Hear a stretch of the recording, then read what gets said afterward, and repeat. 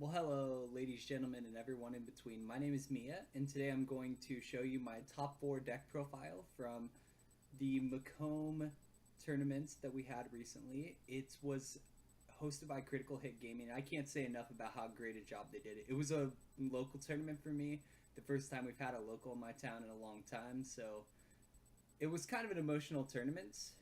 I did really well before we cut to the top 8. I went undefeated. I beat an ABC deck, I beat a Lightsworn deck, I beat a UA deck, I beat a couple other decks, and then when we cut to the top 8, I just had a lot of problems. I came out of the first round with a 2-1 against Lightsworns, but after that, I lost eventually to an ABC deck.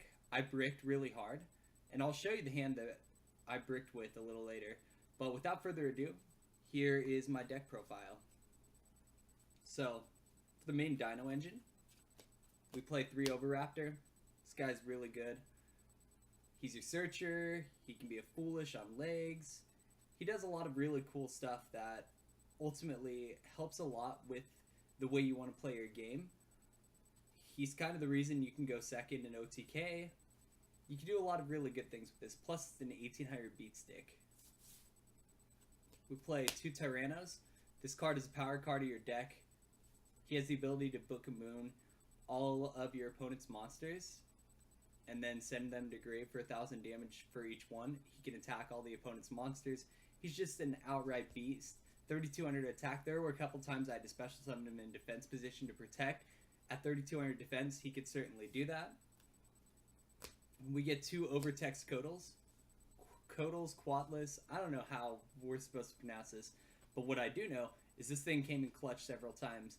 You can combo this with double evolution pill in a couple of different ways. One of the ways you can do it is that you can banish a dino and a non-dino in order to gain access to this. You can summon this and then you can destroy a dino from hand in order to negate a spell or trap effect. So that's kind of cool. Or the effect that I prefer is we can bring Ouiraptor out and we can send Qoatlus to grave and we get a big double evolution pill to hand, which then you can go off on a lot of your stuff, special summon Tyranno or Qoatlus given the situation. It's just a really, really good engine. Then we get 3 Babycerasaurus. People have told me to run Petateranodon. That's a mouthful. But I think Babycerasaurus at 3 is enough. You don't need Petateranodon because, honestly, the monster can't attack. You're looking to beat down your opponent as fast as possible. If I do add a Petateranodon in the future, it will probably be just a one-of. But ultimately, this card at 3 is a monster. We have a Dogoran, searchable Kaiju, kind of obvious. Giant Rex. This card, you send it to grave with Ouiraptor, and then you can banish it to special summon it, which is really nice. We play 1 Miscellaneousaurus. Actually, I got into its second effect a few times, more than I thought I would, where basically you can... The first effect, you can send it from hand to grave in order to protect your dinos, but then you can also banish it and several dino monsters from your graveyard to special summon a monster equivalent to the number of monsters you banished. So like if you have 3 other dinos in the grave in this, banish 4, bring out an Ouiraptor, do the search effect. If it's just this and another, banish them, bring out Babycerasaurus. There's just a lot of really cool things you can do with the card. And then we play 1 Aeolo.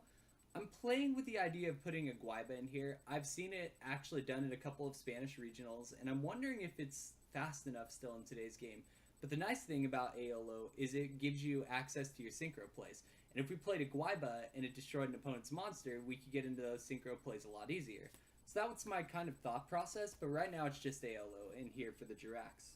So, then for the diagrams, we play 3 Agnimazud. This card is really clutch, especially if you destroy 2 fires to summon it, because then you get to banish an opponent's, I believe it's card, it might be, oh, it's monster, but still, you get to banish an opponent's monster, and that's just really nice in general. Plus, it's a 2900 stick. One of the other cool things you can do, and I don't run it in here right now, although I'm really strongly considering it, is you can run Barastos. You can pitch a Barastos in a fire for Agnimazud. Then you can get the second Agnimazud, go into Calamities, and just hide. But there are other ways to get Calamities out, and basically this card is just really nice to have. But the problem was, with the way I was running the engine, and it's kind of one of those deck space things, is that if you're running just these 3 cards and diagrams, it's gonna end up not coming up enough. These, when they go to grave, do nothing. They're just beat sticks. And so, I mean, I guess they're discard fodder, but it's not a great thing. For my hand trap lineup, you can see my nice Proxy Dash Blossoms. I kind of sold them, bought back. They're back up to 45. I bought them at 33. Not the point. And then 1 Ogre. This hand trap lineup was something I deliberated till the end. Shout out to Brad, who is on my team. Great guy. He wanted me to play Veilers, but we decided to put those in the side deck because we didn't feel like those were going to be effective enough in the main, and I was bricking way too much. The 1 Ogre is his suggestion specifically. He thinks 3 Ash and 1 Ogre is enough in this format, and I would tend to agree after playing it. I would say for the monster lineup, Barastos might be the only thing I would want to put in here going forward, but other than that, the monsters were not a problem. The brick hand I got 2 Qoatlus and 1 Tyranno. You can't do anything with that. I was playing against ABCs and they had a brick hand too, but by the time I could unbrick my own hand, it was too late because they had Imperial Order out. So then we play for the spells, 3 Diagram. It just speeds up the game for you. It deck thins. It destroys Babycerasaurus from hand. I've seen Lost Worlds be played. I've seen 3 Diagram, 1 Lost World. I just like 3 Diagram. Honestly, to me, it's a lot faster for what you're trying to do. We play 2 Pill, 3 Bricks. 2's pretty nice. It's searchable, so you don't need 3. 3 free deck thinners in Terraforming to search your field spell. 3 Fossil Dig. If you're playing against this deck, do not Ash the Terraforming. Ash the Diagram. It will do a lot more for you in the long run. And Fossil Dig is basically an Ouiraptor searcher. You can go off to a bunch of plays. 2 Cyclones for back row. I actually sided these out quite a bit. I didn't see a use for them in ABC, or against ABC, or against Lightsworn, or against a lot of the decks I came up against. These were only mained in case I ran into Pendulum, which there was a Pendulum player, but he did not do very well. He was actually on my team. Shout out to you, Greg, though, for being so helpful and being the reason, another key reason why I'm still in this game. We have 2 Desires for draw power. This card is busted, as well as an Upstart, shiny Upstart, which wish this was a 3. But Desires did once kind of screw me up, because I banished 3 of my targets for double Evolution Pill. I keep saying big Evolution Pill. Anyway, my one-ofs other than Upstart, Raigeki, Monster Reborn, Foolish. Foolish send Giant Rex, Foolish send a Qoatlus. It's pretty standard stuff here. So up next, we're going to do the side deck. I played 3 Veilers. Honestly, against Pendulums, I sided Ash Blossoms out and Veilers in, but I never saw that be a problem. The only time I sided Veilers in were against Lightsworns, and that did nothing for me, to be honest. But my matchup against Lightsworns was good enough to where I could beat it. 2 Ogre. So, obviously, if I need to deal with a field spell, or like some sort of continuous spell, Ogre's really nice for that. Or not continuous spell, I'm sorry. Just some sort of effect that's activating on field. Just didn't see it very often. Zaphions, never got to play him. Twisters, again, never got Pendulums as one of my matchups. D-Barriers came in handy, but I think Cherries is the better thing to play going forward. I didn't really see it as being too big of an issue at first, but when I went into ABCs, and I just couldn't stop anything, because if you de-barrier declare fusion, they can still synchro, they can still XYZ, they can still make their plays and set up for their next turn, and that's just not good. So then we have 2 evenly matched, trying to pick up a 3rd. This card is just too good. I came into it several times and it won me games. I almost main 2, but we thought that it would clog up a little, and I think that was the right decision to make. Again, shout out to Brad for that one. And then we play 1 Nightmare. Again, more Pendulum hate, but if you don't see Pendulum, it just doesn't matter at the end of the day. So for my extra deck, we play 1 Decode, 1 Underclock, 1 Borreload, 1 Skull Dread. Skull Dread is interesting. I never got into it. I went into Borreload more than Skull Dread, but honestly, I might be able to get away with just Decode and Undertaker. The big thing, though, was I wanted to have situations where if I needed to go into Skull Dread or Borreload, it was there.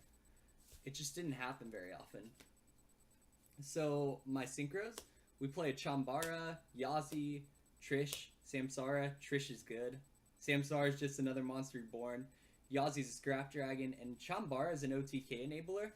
I play another OTK enabler in my XYZs, but I played 2 of them just in case I can't get into a Synchro, which I didn't get into Chambara all day. It was rough. So for XYZs, we have Calamities, just basically skill drain. Enter Bladnir, you can banish stuff. Dolkka, Laggia. I'm really playing with the idea of taking Laggia out going forward, but ultimately Dolkka was really... It was good when I got it out, but one time I played Laggia instead of Dolkka and it cost me. Castel, Samurai for OTKs, Tornado Dragon for back row. So, I think ultimately going forward, I want to play the Utopia package. It's just good. I want to play Cherries and ABC Buster in my side/extra because Cherries is just better, ultimately, against ABCs. Of course, I'll throw an Electrum in there as well. I think that as far as my main deck goes, I might play with the idea of 2 evenly in there because it's just so good. I'm always going second anyway. I don't want to go first, and if they make me go first, I mean, I can handle it, but it's just that I can side the evenly matched out if I need to. I'm going to auto-lose game 1 if I'm going first anyway, so I can choose to go second and then game 3 side out the evenlies. There's just a lot of things, though, with this deck. It's good, but it still needs a little work, and I think that's what I'm going to do going forward. So thank you for watching, and I hope you all enjoyed this deck profile. Going forward, the next profile I'll probably post is probably around next month. There's another invitational on April 7th, so we'll see what happens there. Hopefully I can do a little better.